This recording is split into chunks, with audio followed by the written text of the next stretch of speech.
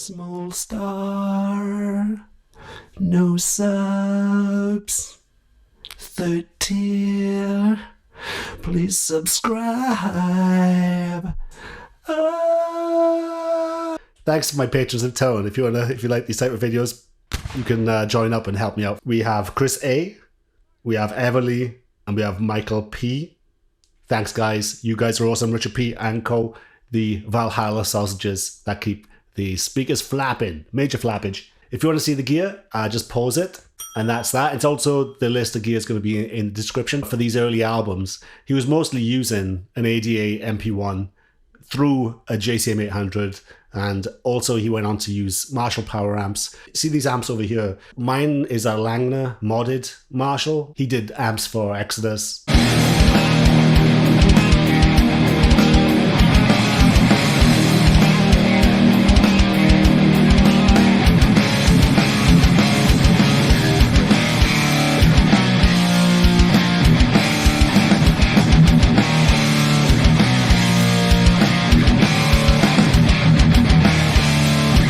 Forbidden.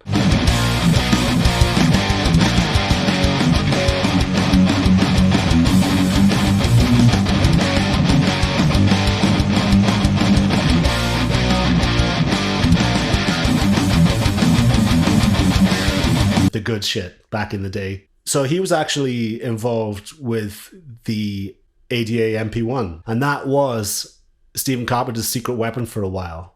I didn't get close because I didn't have his other little secret weapon that he might have used on this track. I don't even know if he did, but he uses the FZ2 fuzz. So it's a kind of a weird setup. And do you know what? I miss these days. These are the days before you'd spend most of your time on forums figuring out, you got to use ABC to get a good metal sound, right? They were winging it back then. So he had that weird setup that he made his own, and there's not enough individuality anymore. And in fact, maybe now he's a bit of a victim of that, where he's going to the XFX and that type of thing. I believe he still has these old things in his locker for live, for specific songs and stuff. They haven't really recreated the vibe of the early albums. And there's one thing I want to talk about. It was the structure of the song that made them roll together. The songs were so well constructed, not from a rock pop radio friendly standpoint, but the way they would build up and break down and then completely space out over the period of it could be 30 seconds. But it's something they've lost in recent albums is too, the timing.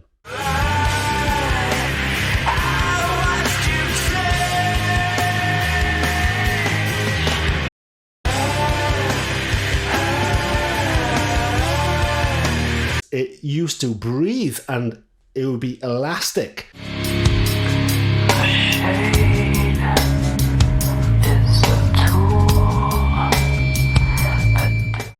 The actual songwriting was elastic. It wasn't on rails. They did use Pro Tools on they were one of the earliest adopters of Pro Tools. And I believe it was Ulrich Wilde that had to learn how to use it within 2 weeks for the producer to actually get his head around it.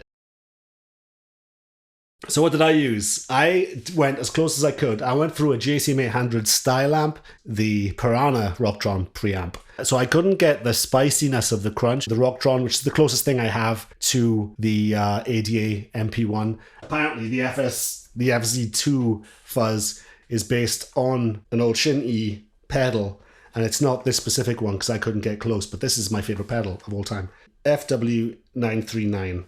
The vocals are a big thing too. I've done a video on why people cup the mic. I'm actually not as anti-cupping the mic as some people, because I see the history of it and I know why people cup the mic. Part of the reason was, I think it was Ulrich Wilde that told Chino to ease up on the cupping, but use it more subtle. He didn't use headphones. He actually used an SM58 and he was cupping it, which you can hear. He's cupping. They did use a specific preamp, a lot of compression, and this secret weapon. All right, here's the sound, man. Patch 23 on the Yamaha SPX90. You can choose left and right, and you go 5 cents down on the left and 5 cents up on the right. And that's it. You just got to change 2 parameters. It's coming through a tube mic. Neve style preamp. and then I put that through a DBX 160. So my microphone goes into the audio end because there's a single mono send that goes into the input of the Yamaha. Then I have two outputs, the left and the right. They're fake stereo, but it works. And then I put them into two separate tracks in here. So preamp, compressor. Preamp gives the distortion. He uses distortion on things like tape players and weird stuff. But this is the big boy, the Yamaha SPX90. Yeah, boy.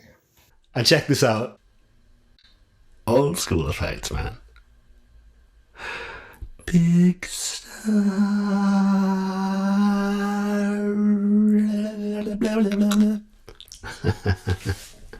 Shove it, shove it. Will you join the Senate? This is it without.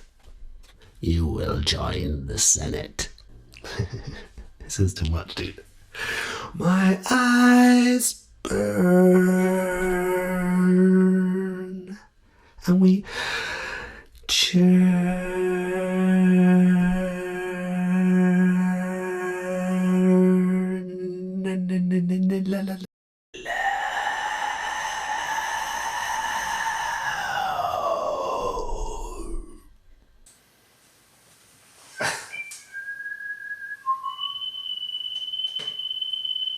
Patron of Tone, join us, patron of Tone.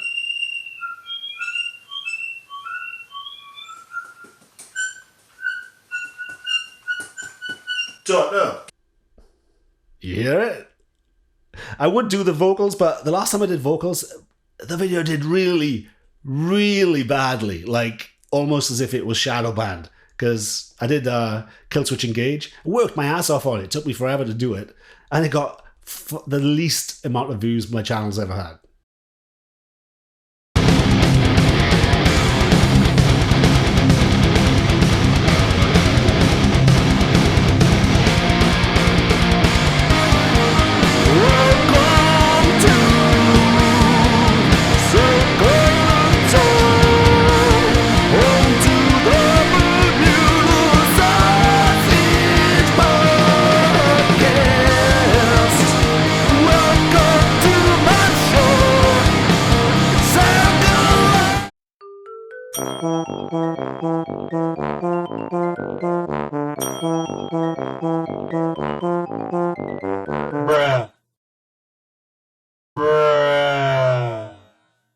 Yay. So I'm not going to spend time on this if nobody's going to...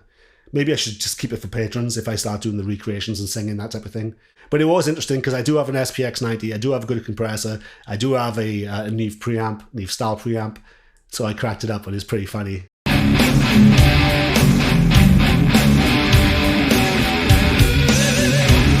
Alright chaps, so yeah, at the end of the day, I honestly think that their old stuff was done in the Pro Tools world. I think that the pacing of those songs, not so much the songwriting, not so much the riffs, not so much the hooks and choruses, the pacing has changed. It's more one-dimensional now. And if they go back to the herky-jerky, like unlearning how to write songs, I think they're a bit more professional, a bit more polished now, you know? I think they were one of those bands that can go back to their heyday. Because Stephen Carpenter is just a really, if you really boil it down, it's a lot of power chords and soundscapes. A little bit of shoegaze in there. I think it was new metal. You know, the back to school thing was supposed to be them making fun of new metal because the record company was like, we need a hit, we need a hit. So they did this in like a day. So here you go. Look back, I sift through all the clicks. Rubbing the halls all year, making me sick. While everyone's and it turned out to be really good. So it's like, you know, sometimes you need to listen to the record labels because we all have artistic merit. All right, chaps, hope you enjoyed that. Just hit subscribe, hit like, circle of town.